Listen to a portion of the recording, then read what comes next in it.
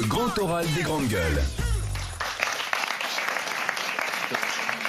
Jean-François Rial, le PDG du groupe Voyageurs du Monde. On est à quelques jours des grands départs. Jean-François Rial, bonjour et bienvenue dans les grandes gueules. Bonjour Olivier. Eh bien, on se pose la question, est-ce qu'il faut prendre encore l'avion? Parce qu'on n'arrête pas de nous expliquer, parfois même de nous culpabiliser. Prendre l'avion, ce n'est pas bon pour la planète.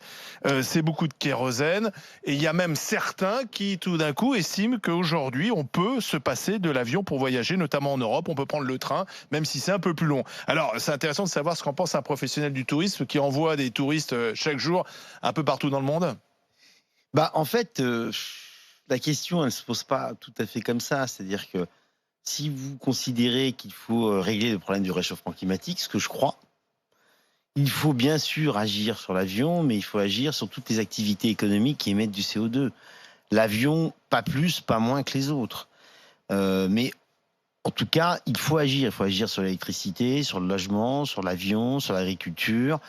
Et en tout cas, stigmatiser totalement l'avion et pas le reste, ou se dire qu'on peut voyager en avion parce que finalement, ça représente que 3% des émissions de CO2, les deux attitudes sont pas bonnes. Donc nous, ce qu'on préconise, c'est que l'avion, il a une particularité dans la problématique de la transition énergétique qu'on doit faire sur 30 ans, d'après nos amis du GIEC. On doit être en carbone neutre en 2050, donc ne plus émettre de CO2, en tout cas pas plus que ce que la planète en absorbe. Eh bien, c'est que nous, on dit, puisqu'on n'est pas capable de faire notre transition énergétique, nous, les avionneurs, c'est-à-dire nous, les voyagistes, parce que malheureusement, on ne saura pas faire voler un avion à l'hydrogène vert d'ici 30 ans. On saura le faire à terme, c'est sûr, on sait faire, mais on ne pourra pas le faire en 30 ans. Oui. Nous, ce qu'on propose, c'est que toutes les émissions résiduelles des avions, après avoir fait toutes les économies possibles sur les routes, les biocarburants, les moteurs, etc., c'est qu'on les absorbe. C'est-à-dire que, par exemple, on peut planter des arbres additionnels, bien sûr, en sus de ceux qui existent. Mais alors, combien d'arbres faut-il planter pour compenser le trafic aérien qui ne cesse de progresser? Pas énorme. Parce qu'il y aura de plus en plus d'avions en circulation. En fait, si vous plantez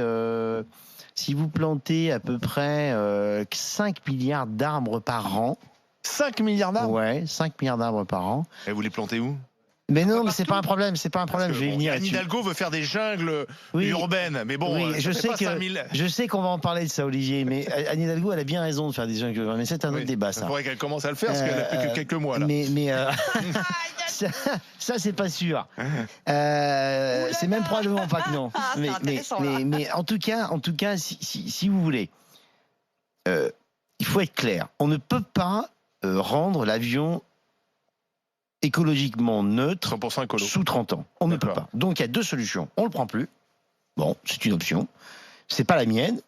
C'est pas la mienne, pas parce que je suis voyagiste, mais parce que je pense qu'il y a une vraie utilité sociale du voyage, bien sûr économique, comme toute activité économique, mais en plus une vraie utilité sociale dans ce que j'appelle favoriser le rapprochement des peuples, la tolérance. C'est bien d'aller voir ailleurs comment ça se passe. Voilà. Oui, mais Jean-François, moi j'entends beaucoup. Donc moi je dis on doit être en carbone neutre. D'accord, mais les jeunes Suédois ou les jeunes Norvégiens qui ont lancé ce mouvement à arrêter l'avion, prendre le train, ils disent on devrait limiter les déplacements en avion uniquement pour le professionnel, pour les affaires. Oui, il y en a aussi d'autres qui disent on devrait prendre un long courrier par personne tous les 5 ans.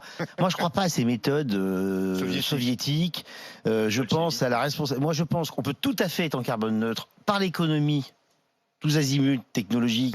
Il y a plein de pistes. Et puis, par exemple, vous savez qu'Air France a augmenté son trafic ces dernières années d'à peu près 50% en baissant ses émissions de CO2 de 17%. Donc, vous voyez qu'on peut le faire. Les altermondialistes qui nous expliquent qu'on ne peut pas faire de croissance verte. Moi, je suis un écologiste, mais libéral.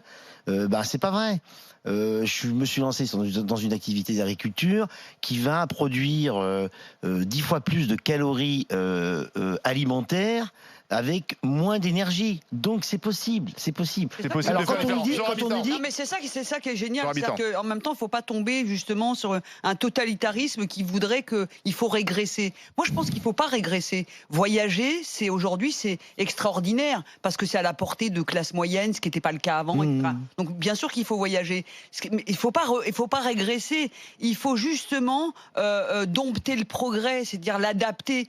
Il faut faire en sorte que finalement on voyage autrement, comme vous dites, planter des arbres. Moi, la jungle urbaine, ça m'a fait rire, mais honnêtement, c'est super sérieux.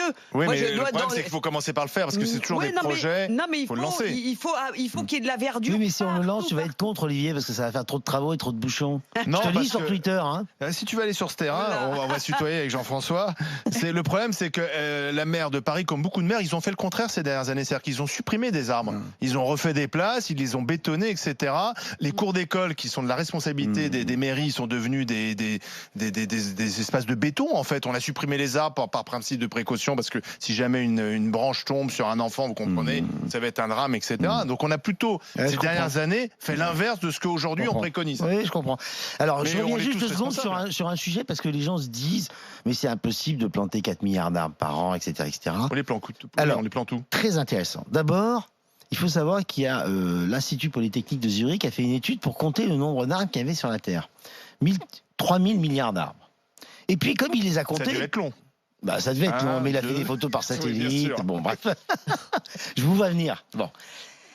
Maintenant, du coup, en comptant les arbres, il a compté combien on pouvait en planter dans le monde. Parce qu'il a vu les trous sans toucher aux activités humaines et agricoles humaines. Hein. Bon, on pourrait en planter 1300 milliards de plus. Donc, si on en plantait uniquement 4 milliards de plus ou 5 milliards de plus pour rendre l'industrie aérienne en carbone neutre, le temps de la transition, c'est tout à fait possible. Et d'ailleurs, mon entreprise le fait. Nous, on plante 4000 arbres par jour, pour être en carbone neutre. Donc, Et vous les plantez où ? alors, on les plante en Indonésie et en Inde, nous. On plante des mangroves, ce qui permet d'augmenter la biodiversité marine, d'absorber du CO2 et de générer des emplois Et en pourquoi plus. pas en France ? Parce que, globalement, l'efficacité énergétique de l'absorption du carbone dans les pays tropicaux est beaucoup plus efficace qu'en France. Mais on pourrait tout à fait le faire en France. D'ailleurs, moi, à titre personnel, comme je suis un écologiste qui émet énormément de CO2, et donc je suis dans la culpabilité, permanente, comme on dit, voilà, eh bien, non seulement je suis neutre par les voyages que je fais avec Voyageurs du Monde, mais à titre personnel, je plante plus de 500 arbres par an en France. Vous-même ? Moi-même. Chaque jour, donc quasiment, parce que Oui, un peu plus qu'un par jour, tout à fait. Et est-ce que dans les périples, enfin dans les voyages sur mesure que vous pouvez proposer à vos clients, Oui. je ne sais pas, sur un tour d'Europe par exemple, Oui. est-ce que ce serait possible de l'organiser en voiture ? Est-ce que ce serait plus écologique de remplacer par exemple la voiture par le un car plutôt. Alors, c'est une très bonne question, Joël. Bien sûr que il n'est pas question de se contenter d'absorber les émissions de CO2. Il faut tous azimuts économiser tant qu'on peut, parce que la meilleure façon de ne pas émettre du CO2, c'est d'économiser. Donc, il se trouve que l'avion, aux passagers par kilomètre, est plutôt moins émetteur de CO2 que la voiture. Par contre, si vous prenez le train, mais le train français, pas le train allemand, pourquoi pas parce que le train allemand, il est à l'électricité carbonée, au charbon, énorme, donc il va poser des problèmes. Je ne connais pas les calculs, mais il est bien plus élevé que le train français. Donc, nous, on privilégie bien sûr le train quand c'est possible. Et d'ailleurs, quand on entend nos 2 députés, là, Delphine Balteau et François Ruffin, proposer la suppression des vols intérieurs lorsque les temps de parcours sont assez proches entre train et avion, pourquoi pas ? Bien sûr. Pourquoi pas, mais à condition, et c'est là que ça devient des magots, leur proposition, qu'il y ait des connexions sur Roissy. Parce que si vous n'avez pas de connexion sur Roissy, celui qui va partir de région, il va partir en avion à Francfort ou à Berlin ou à Londres pour avoir sa connexion aérienne et il va émettre plus de CO2. Donc il y a des solutions qui paraissent intelligentes, mais qui parfois sont complètement des magots et paradoxales. Il y a une autre question, est-ce que justement dans cette idée, dans ces histoires de voyage et d'écologie, est-ce que aussi on n'a pas un problème de temps dans nos vies ? Oui, c'est ce que j'allais dire. Parce que c'est ça en fait. Moi par exemple, je prends rarement l'autoroute parce que j'aime me balader en France. Je prends énormément le train, je prends pas beaucoup l'avion parce que j'ai pas beaucoup l'occasion, mais j'aime pas beaucoup l'avion. Mais est-ce que c'est ça ? Est-ce qu'on se dit pas que quand on veut aller vite maintenant. Pas pour les voyages économiques, mais pour les voyages personnels. Est-ce qu'on ne doit pas se dire que le temps de trajet est aussi d'un temps de vacances ? Et en fait, les gens n'intègrent plus du tout le temps de trajet en temps de vacances. Et peut-être que du coup, on pourrait apprécier peut-être des voyages un peu plus longs où on ferait peut-être d'autres choses plutôt que de se dire faut absolument que je parte à telle heure et que je sois à telle heure. C'est ça aussi. Votre remarque, elle est excellente. Et ce qu'a dit Olivier en commentaire l'illustre très bien. On veut tout faire très vite, trop vite, les outils électroniques, etc. Et la mobilité, c'est aussi un progrès. Oui, bien sûr. Parce que ces jeunes qui manifestent pour l'urgence climatique, ils ont raison, mais c'est aussi cette génération qui voyage le plus, qui profite justement de la démocratisation de l'avion, qui profite des voyages Erasmus, etc. Et c'est plutôt une bonne chose d'aller voir les autres, de voyager. Mais personne ne parle du temps. C'est pas incompatible, Olivier. On peut pousser les jeunes à voyager, les encourager à voyager pour toutes les raisons que vous venez d'évoquer, comprendre les autres, les cultures des autres, et je dirais augmenter la tolérance et éviter... Et de voir que parfois on n'est pas si mal en France quand on va voir comment ça se passe ailleurs. Très juste, très bonne remarque.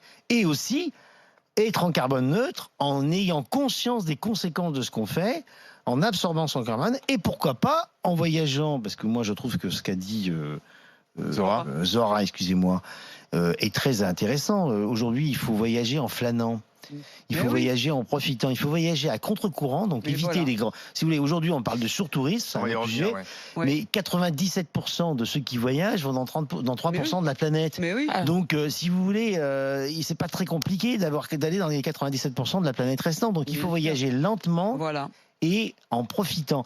Et cette surconsommation d'informations, d'activités, de médias, en fait, nous fait perdre du temps. C'est ça le vrai paradoxe. C'est ça le vrai paradoxe. Parce qu'on n'arrive plus à se concentrer sur l'essentiel. Maxime, tiens, toi, justement, cette nouvelle génération qui prend l'avion tous les jours. Je suis très content de pouvoir prendre l'avion régulièrement, même le train, je trouve ça formidable. La voiture, honnêtement, j'en ai pas. Quand je suis à Angers la semaine, je fais tout à pied parce que j'habite en centre-ville. Donc voilà. Et en plus, je trouve ça assez paradoxal d'aller déverser des litres de sang sur, comme on a vu à Paris, pour en plus après qu'on aille gaspiller de l'eau pour nettoyer. Enfin, tu vois, c'est assez paradoxal.